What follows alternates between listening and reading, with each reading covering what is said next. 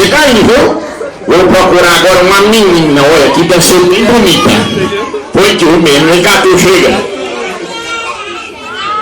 É sua irmã essa? Ah, então não vale não. Vale? Vem pra cá, minha irmã. Meu irmão aqui. Minha irmã ali. Como é seu nome? Mirela. Ah, essa fala português, é Mirela. E você? Arthur. Ah, 4. eu pensei que ele ia dizer que tinha 6 também. Presente, você, como é seu nome mesmo? Arthur. Arthur Verruga. Arthur Verruga é? Como é? Arthur Franco Lucas.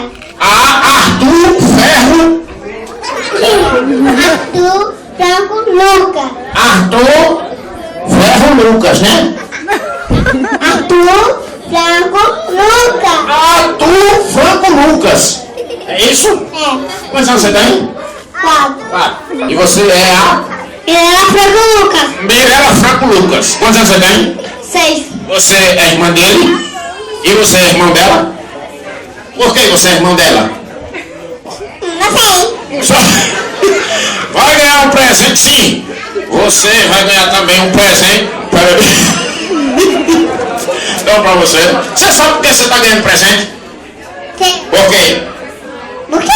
Porque dançou, não foi? Não. Dançou não. Então vai sentar. Dançou?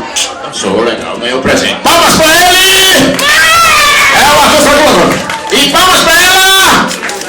Ninguém nem bate palmas hoje. Valeu. Dá o papai e a mamãe e volta pra cá pra brincar mais. Vai lá.